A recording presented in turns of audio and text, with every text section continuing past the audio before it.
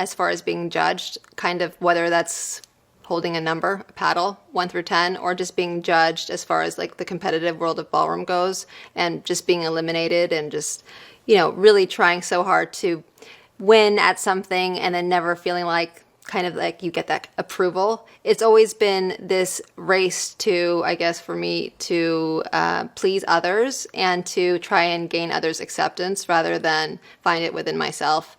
And to say that, you know, currently that the bullying when it comes to social media and especially TikTok like has not affected me would be a lie. Like, I'm human, and of course that definitely got to me. I think it didn't get to me as bad as when it happened in the opposite way of people coming at me for gaining weight like many years ago. And I don't know if that has anything to do with me not being in a costume anymore, or just me working on who I am today and, you know, more mature, and as a woman who's starting to really define myself more through what's happening with me through the inside than the actual result of my career, you know. And so that has been a transformation in itself.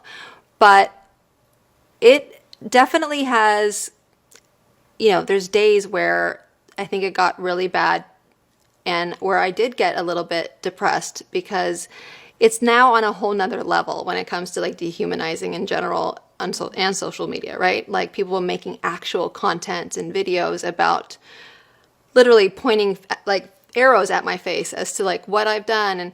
And now though, I have to say it doesn't affect me as much as it did just recently, like 2 months ago. And I think that has a lot to do with my work that I've been doing with my therapist, who I've been seeing consistently now for close to 15 years or more, and also an energy healer that I've been working with as well.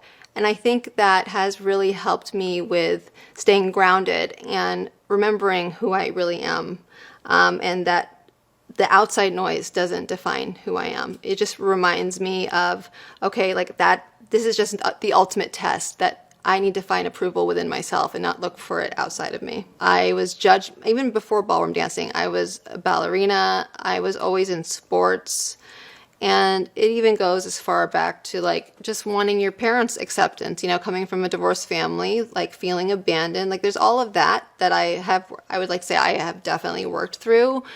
That has nothing to do with me, that had everything to do with my parents. But I think when you are not raised with a father figure, like a consistent one, you kind of look outside yourself for that validation.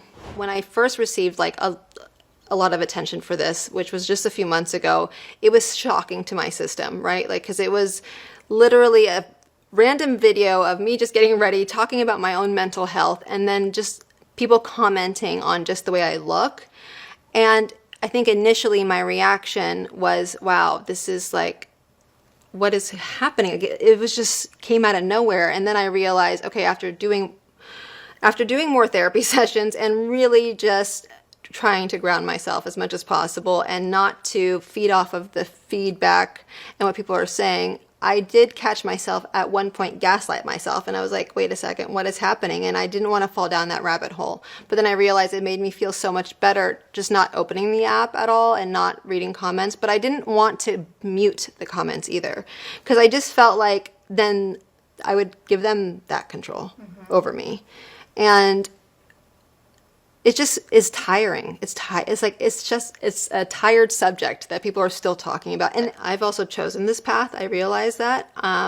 And I've also chosen, though, a path where I want to empower others, and I want to be able to normalize mental health issues. And whether people think I overshare, that's, again, none of my business, you know. And I do believe I was given this platform because I can be open about my issues and about just normalize it. I think there's nothing wrong with it. I think it's when we don't voice it, just like my sobriety. If I don't voice it, if I don't take accountability over how I feel, whether that is feeling low and whatever it is that comes up, then the chances of me relapsing are quite high, right? Like, until I put a voice to my actual feelings. And I think it's important to, in order for that to happen, you have to talk about it, whether or not people think whatever they want to think, but I know I'm helping at least one other person feel like they're not alone.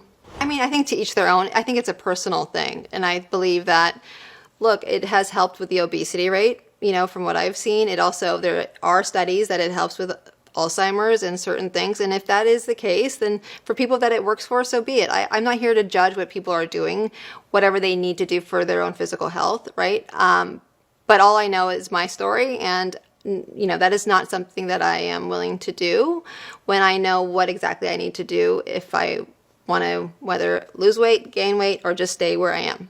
I'm an athlete regardless, right? Like dancing, I've danced my whole life. It's not hard to kind of shock your body if you want to lose weight. But again, it wasn't so much about a number on the scale than it was about how I feel. I have never gone under the knife to get anything done. There's been no nips, tucks, whatever the hell, no Ozempic, nothing like that.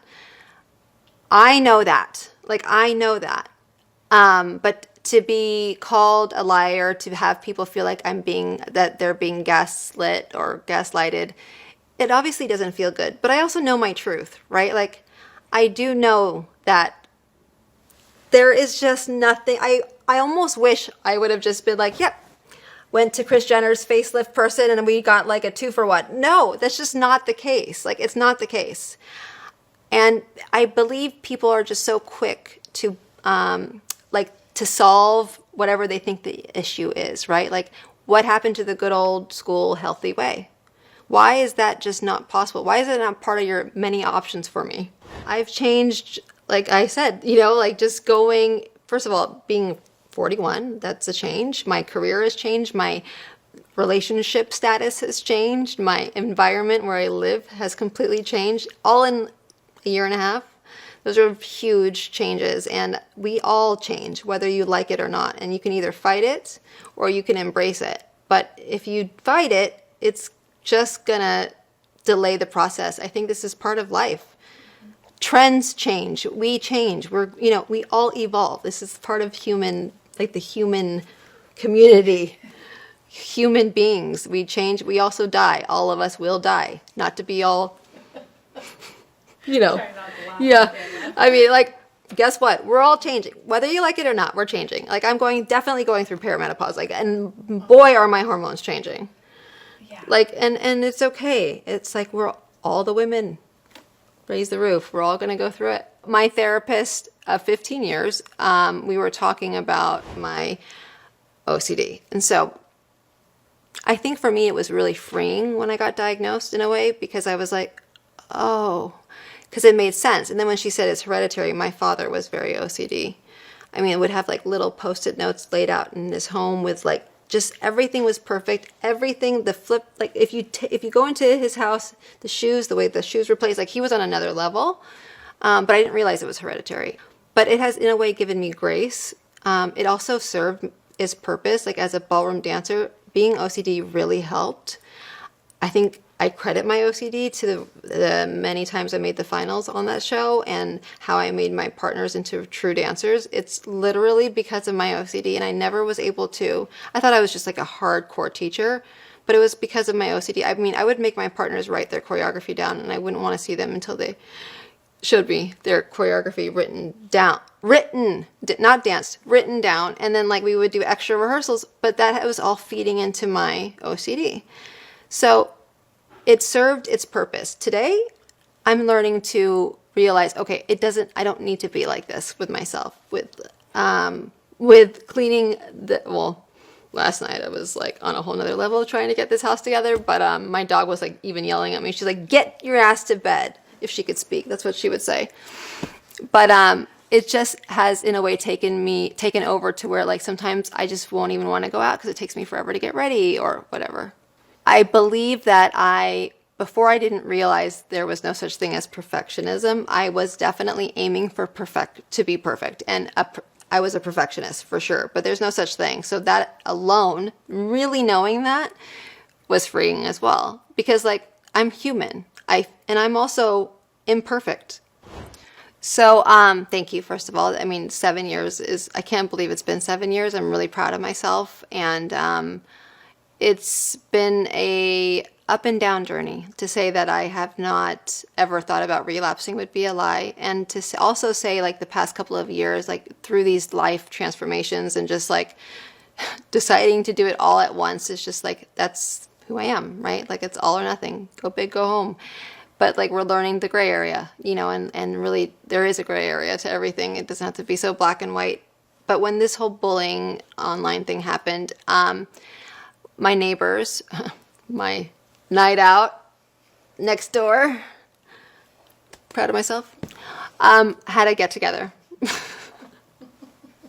And it was all women, and they were wanting wine, thirsty, beautiful cheese. Like it wasn't like to get wasted. Like it was just like, casual. We're going to have cheese and wine. Let's like meet all the women that live on our block. And like, wow, I had the best time. Honestly, it was like a soap opera, all the gossip happening next door. And then, oh my goodness, I was like, wow, this is a real thing. We need to do a reality show on this. But they couldn't open up the bottle of wine. So I was like, let me, like after 10 minutes, I was like, guys, let me do it. They're like, wait, we don't want to trigger you. Like they were being really sweet and they didn't want me to open it up, but I was like, we're doing it. And mind you, this is not something I do on a regular basis. Like it was a big deal for me to even go out. Now, like I have posted recently about my sobriety, for me back when I used to drink, it triggered, for me, I thought it gave me confidence, like liquid confidence that I obviously was not real, but in a way it gave me the courage to go out. It gave me the courage not to take forever to get ready, like, because there was no perfectionism. It was about survival. Like it was like me just constantly living in this state of just go, go, go, go, go, and just trying to regulate my nervous system through alcohol, thinking that I just needed to survive the next day because I had to work, right? So it was like this constant like, okay, are we going to get through the day? And so I didn't even think about anything else. It was just like survival mode for many years. The first 10 years, I would say, of my life in Los Angeles, constantly, 7 nights a week. And so as far as like the online bullying, mind you, this is not new, right? But what is new is me being vulnerable and me really unmasking and just peeling back the layers of who I truly am. And I think there are moments that I am super raw and maybe like very too vulnerable to where like I now need to find the fine line and gray area when it comes to protecting my energy versus not. That evening was something that was a struggle for me because as I was walking back home, and then it was just like, I live alone with my dog, and yeah, it was something that I definitely thought about doing. And but I also had this moment, first of all, that was like, if I go down that hill and I do relapse, I think the shame and guilt would be so high that I would actually most likely hurt myself, that there would be no stopping to the drinking, right? Like it would just be like, you already messed up, like you might as well just continue it. And I think I wouldn't be able to live with that shame or guilt if I were to relapse. So that thought, because like there is, whether you want to call me competitive or whatever it is, I'm competitive, but within myself, like to have just throw 7 years down the drain, like I would hate myself. And I've taken so much time just to love who I see in the mirror. Like that is something that is also new to me, but I definitely am on that path. I would hate what I would see if I ever drank a sip of alcohol.